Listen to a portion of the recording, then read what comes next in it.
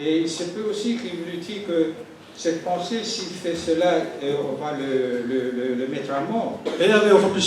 Ou bien le mettre en prison.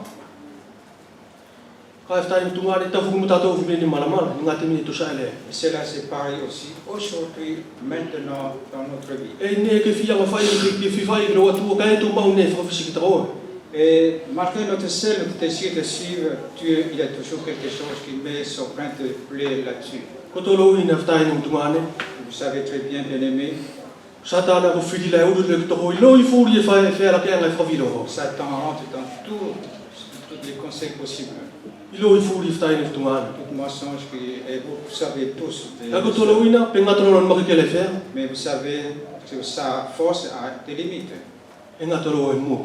Et c'est le point final pour lui, c'est à la croix. Et là, devant la croix, l'ennemi recule. Et c'est cette croix que nous devons porter chaque jour.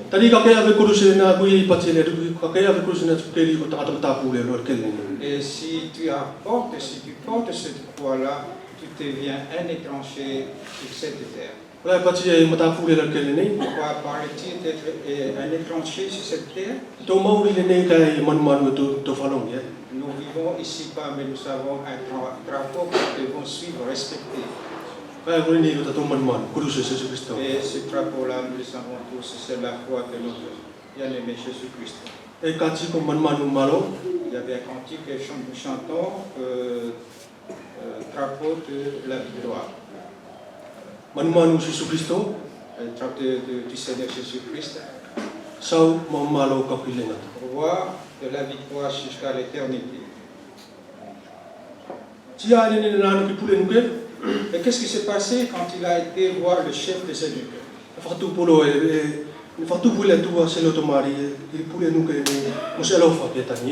Et Dieu a suscité dans le cœur de cet eunuque un amour pour Daniel. Et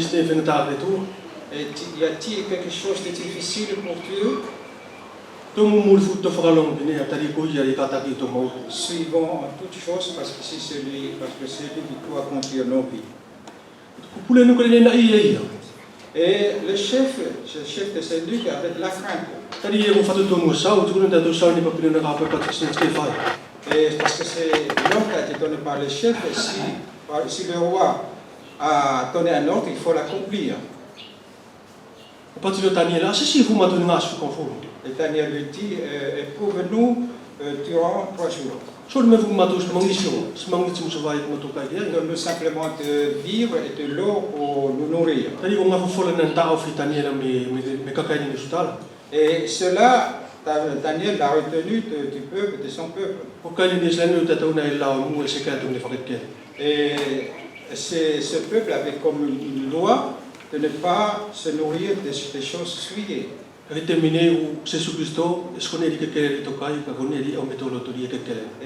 vous savez qu'aujourd'hui, ce n'est pas ce que nous mangeons qui est souillé, mais ce qui sort de nous qui est souillé. Que le chef puisse laisser prouver et qu'il verra au bout de 10 jours. Au bout de 10 jours, c'était meilleur mène, et c'était meilleure mine, et c'était meilleur embonpoint.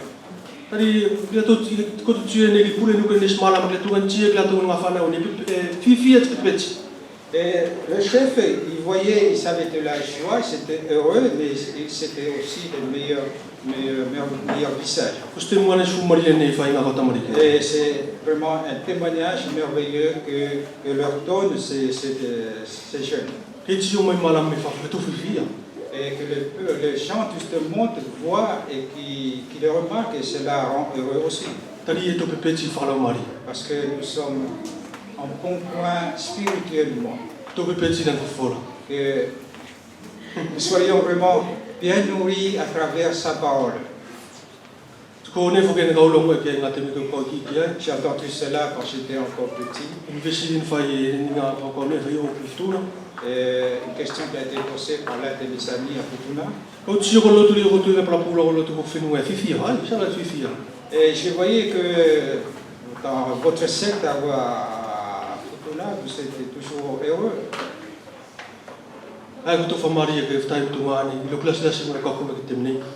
Et permettez-moi, excusez-moi, en grandissant jusqu'à maintenant, parce que nous savons que nous sommes des hypocrites. Nous savons tous. Commençant par moi-même. Aujourd'hui, je suis devant vous. Je reconnais ce que j'ai fait de pas. J'étais avec l'ennemi. Quoique j'étais seul, mais j'ai été un sujet de moquerie. À cause de quoi? Parce que j'étais maigre spirituellement. Au moment où nous devenons maigres, si vous voulez, c'est pas ça de t'exprimer. C'est le moment où l'ennemi entre pour nous faire tomber. C'est le moment où l'ennemi se moque de nous. Ne pensez pas qu'ils se moquent parce qu'ils sont meilleurs que nous. Eux aussi, ils sont aussi dans un mauvais état. C'est pour ça que je vous encourage à vraiment à être nourri et puis que vous portez bien dans la parole de Dieu.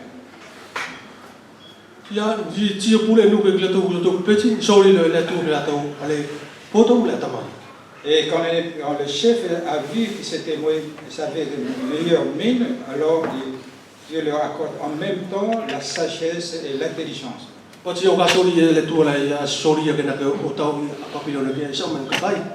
On aurait pensé que Dieu, en voyant cela, il va envoyer une armée pour les sauver. Non. Ou bien que Dieu facilite pour eux de pouvoir se sauver. Mais Dieu leur accorde simplement l'intelligence et la sagesse. Spirituellement. Et tout ceci fait partie de ce trésor que Dieu nous donne.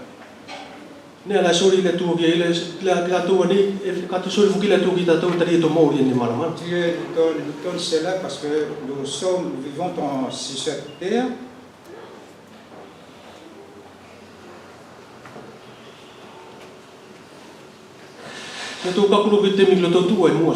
Arrivé un moment où c'est furent présentés devant le roi. Et le roi les questionna. Et le roi parla, discuta avec eux. Et personne ne pouvait aller contre eux. Et le roi s'aperçut qu'il était plus intelligent que les autres. 10 fois plus intelligent que les sages de Babylone. Et peuple de Dieu, ces jeunes ont été testés durant 10 jours. Et là, ils avaient meilleure mine et plus intelligents 10 fois que ceux que les sages de Babylone.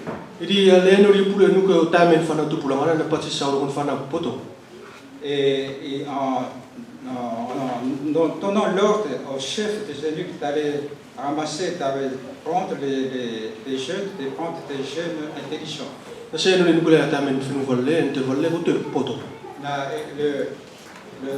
Il n'est pas parti amener des jeunes pas intelligents, mais des jeunes qui sont intelligents.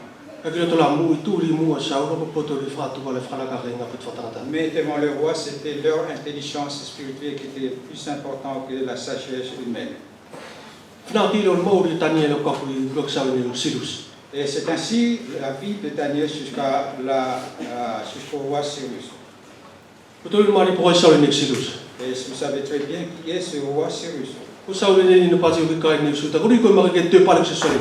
Et c'est ce roi qui a donné l'ordre au peuple d'Israël, celui qui a de la bonne volonté, qu'il monte à Jérusalem. Aller et construire le temple. Le temps d'esclavage est terminé. Vous savez que quelqu'un qui est sorti de prison, il est content, il est heureux parce que son temps de prison est terminé. Et ce peuple était heureux parce qu'ils retournent dans leur pays. Nous, aujourd'hui, il nous faut aussi même avoir encore plus de choix. Parce que nous attendons ce roi qui va venir. Le roi que ce monde a ici. Ce roi qui a essayé de changer leur nom. Et ce roi que eux ils sont moqués. Ce roi qui c'est le Seigneur Jésus-Christ. Et il viendra nous prendre avec lui. Et la Jérusalem céleste ne sera jamais détruite.